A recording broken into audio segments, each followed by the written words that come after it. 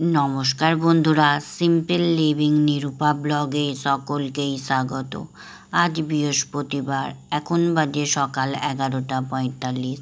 এখন আমি বেরিয়ে পড়েছি সায়নের স্কুলে যাবার জন্য। হঠাৎ করেই যাচ্ছি, যেটা সায়ন জানে না। সায়ন জানতো হয় আমি শনিবার না হলে সোমবার করে ও স্কুলে যাব, আর ও এই কারণেই আরও জানবে না। ও সকালবেলা কথা হয়েছে, তখনও ওকে বলা হয়নি যে আমি স্কুলে যাব বলে। হঠাৎ করেই ঠিক হলো আজকে যাব, কারণ কদিন ভোর এত বৃষ্টি হচ্ছিল যে বাড়ি থেকে তো এতটুকুও বেরোতে পারিনি। আর দেখতেই পাচ্ছেন সেই বৃষ্টির জেরে কেমন মাঠ ঘাট, পুকুর, ডোবা, খাল, বিল একেবারে জলে পরিপূর্ণ হয়ে গেছে। পুরো চারিদিক জলে ফোঁস করছে। আর আমরা যেহেতু গ্রামের দিকে বাস করি, আমরা হাওড়াতে থাকি, আর হুগলির দিকেতে এমনিতেই বন্যা হয়ে গেছে। আবার হাওড়ার দিকেই যে কোনো মুহূর্তেই বন্যা হতে পারে, প্রতি বছরই তো বন্যা হয়। সেই জন্য আর কবে বলতে কবে বন্যা হয়ে যাবে আমি আর বেরোতেই পারবো না। সেই জন্য হঠাৎ করেই আজকে বেরিয়ে পড়লাম। আবার ওদের দিন কয়েকের মধ্যে পেটিএম আছে, তখনও যেতে হবে। যদি বৃষ্টি হয় এবারের পেটিএমটা আমি যুক্ত হতে পারবো না। আর আমি যেই মুহূর্তে ওদের স্কুলের গেটের বাস থেকে নেমেছি, তখন বাজে 2:25, আর 2:30 ছুটি। দেখি যত গার্জেনরা গাড়ি নিয়ে সব আনতে চলে এসেছে। আমিও ভিতরের দিকে যাচ্ছি, তবে বেশি ভিতরের দিকে তো ওদের ভিডিও অ্যালাও করবে না। এই দূর থেকেই আমি এই ভিডিওটা বন্ধ করে দেব। সামনে এই যে গার্ডেনরা রয়েছে দাঁড়িয়ে, আমি এই একটু দাঁড়িয়েই পড়ি। আর এই যে দেখতে পাচ্ছেন, এইটা বাঁদিকেরগুলো হচ্ছে সব হস্টেল, আর এই ডান দিকে সব গাড়ি দাঁড়িয়ে থাকে। নতুন করে এই গেটটা আবার হয়েছে। এই যে বলছিলাম না, এই যে বাঁদিকেরগুলো, এটা পুরোটাই হস্টেল। আর একটু ভিতর দিকে যেতে হয়। আর স্কুল থেকে বেরিয়ে আমরা চলে এসেছি এসি মার্কেটে। এসি মার্কেটে এসে ওই যে সায়নের জামা কাপড় মাপ নেওয়া হবে, ওর জন্য এমনি রেডিমেড কিনতে এসেছিলাম, কিন্তু রেডিমেড একটাও পাওয়া গেল না। ওর সাইজে ছোট হচ্ছে। আর এই যে জামা প্যান্ট পরে আছে, এখান থেকেই নেওয়া, তবে বড্ড টান হচ্ছে। এবছরে তো পরতেই পারবে না, তার জন্যই আবারও 1 জোড়া নিতে হবে। ওর এরকম 2 জোড়া তো পরে যাচ্ছে। ওই যে যখনই হাতটা চাগাচ্ছে বড্ড টান লাগছে। আর প্যান্টটা ওই যে থাইয়ের কাছে, ওখানটাও বড্ড টান, বসতে তো পারেই না, তারপরে দাঁড়ালেও বড্ড টান লাগছে। যখন মাপ নিচ্ছে বলছে তাহলে বেল্টটা খুলে নাও, তারপরে ভালো করে মাপ দিয়ে নিচ্ছে। এই বলে ও মাপছে।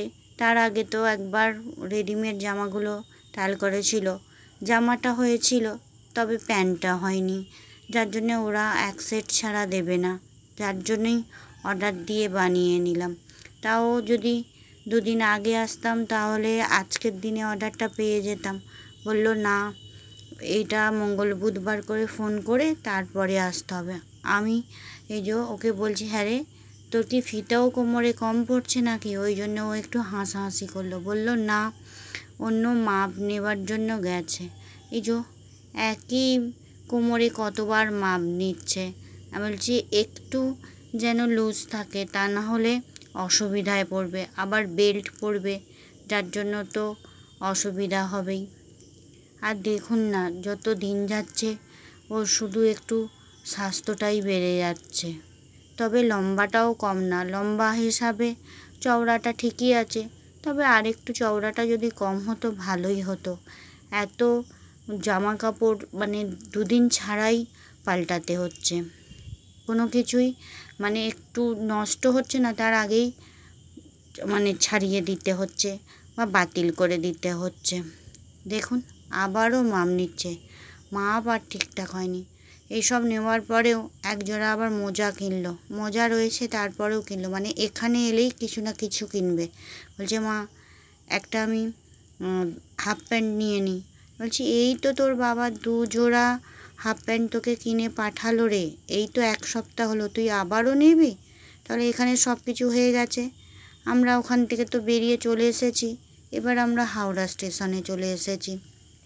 এখন বাজে 4:39 আর ট্রেন আসবে 5টায়। সেই 5টায় ট্রেন ছাড়বে, আমরা যাব আজকে পাঁশকুড়ার লোকালে। আর এখনও এর আগে 1 ঘন্টা একটাও ট্রেন দেয়নি। মানুষের ভিড়ও প্রচুর। যখন এই ট্রেনে উঠবো তখন শুধু ভিড়টা বুঝতে পারবেন। আমি বাসে করে চলে গেলে অনেক সহজেই তাড়াতাড়ি বাড়ি পৌঁছে যেতাম। আর সায়নের কাছে যেহেতু ফোন নেই, আর ওদের স্কুলে ফোন অ্যালাও নয়, ও সকালবেলা ফোন করে বাড়ি থেকে বেরোয়, আমার বাড়ি পৌঁছে ফোন করে। আমার খুব চিন্তা হবে, ওর বাবারও চিন্তা হবে। সেই জন্য সায়নের বাবাই বলল যে তুমি ওর সঙ্গে ট্রেনে করে চলে এসো, তোমাকে আর আলাদা বাসে করে আসতে হবে না। ও নেমে গেলে তোমার চলে আসবে। ও যেহেতু মাঝ রাস্তায় নামবে, আমাকে আরও 2-3টে স্টেশন পার হয়ে যেতে হবে, তারপরে আবারও আমাকে বাসে চড়তে হবে, তারপরে আবার আমাকে টোটো ধরতে হবে। আমার বাড়ি ফিরতে ফিরতে রাত্রি 8:30 পৌনে 9টা বেজে যাবে। আর এই যে ও বসে আছে, বলল এখন তো ফাঁকা, দেখবে একটু পরে কীরকম ভিড়টি হয়। ও পা তুলে বসে রয়েছে মজা করে, কখন আবার ট্রেনটা ছাড়ে।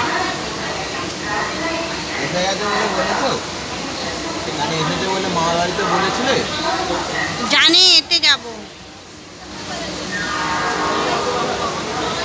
পা যেন ঝিনঝিন করছে।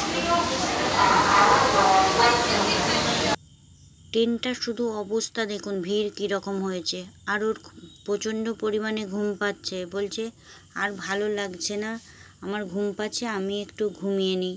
আর এই সময় ওর টিউশনের স্যার ফোন করেছিল, বলছে কী রে সায়ন, আজকে তাহলে পড়তে আসবি না? বলছে না স্যার, আজকে তো যেতেই পারবো না, আমার যেতে যেতেই 6:30 বেজে যাবে, আমি কি করে যাব? ওকে বললাম সায়ন এবার ঘুম থেকে উঠে পড়, আর ঘুমাতে হবে না। ও ঘুমায়নি, তবে মিনিট 5 মতো একটু চোখ লেগে গিয়েছিল। এবার ওর নামার পালা, ও এবার নামবে, সব ব্যাগপত্রগুলো নিয়ে নিচ্ছে, ওই যে স্কুলের ব্যাগ। আর তার সঙ্গে আমি তো ওর বাড়ি থেকে এনেছিলাম জামা কাপড়গুলো, ও কিছুদিন আগে যে গিয়েছিল সব রেখে এসেছিল, একেবারে তো আনতে পারিনি, আমি এই নিয়ে এসেছিলাম। ও এবার নামছে ভিড়ের ঠেলায়। ও বলছে একটা স্টেশন আগেই আমি উঠে দাঁড়িয়ে দরজার কাছে চলে যাই, তা না হলে নামার সময় ভীষণই অসুবিধা হবে। ও সামনের দিকে এগিয়ে যাচ্ছে। ও বাবা, যেই সামনের দিকে এগিয়ে গেছে, আমি তো ওই এত লোকের মাঝখানে ওকে দেখতেই পাইনি। আর ওই যে ও নেমে গেছে, ওই যে জানলা দিয়ে দেখতে পাচ্ছেন, ও আমাকে বলছে আসছি। এবার ও এগিয়ে যাক, আমিও সামনের দিকে এগিয়ে যাই, আমাকেও তো যেতে হবে এখনও 3-4টে স্টেশন। আমিও আমার স্টেশনে নেমে পড়েছি, নেমে আমি ওভারব্রিজ ধরেছি। ওভারব্রিজটা নতুন হয়েছে, এটা বাগনান স্টেশন, এটা হচ্ছে বাগনান স্টেশনের নতুন ওভারব্রিজ। এটা দিয়েই যাচ্ছি, কারণ এটা দিয়ে নেমেই আমাকে আবার বাস ধরতে হবে, তারপরে আবার বাসটা যেখানে থামবে সেখান থেকে টোটো নিতে হবে। এই যে দেখুন, এখান থেকে আজকে আমি আম নেব। আমি কিছুতেই কোনো জিনিস কিনতে পারি না, কিছু না কিছুভাবে ঠকিয়েই দেয়। আমি কোনো জিনিস কিনি না তো, যার জন্য আমি ঠিক অভ্যস্ত না। আমি এই সামনের দোকানে জিজ্ঞাসা করলাম, আমগুলো আমাদের ওখানের তুলনায় অনেক বেশিই দাম বলছে এখানে।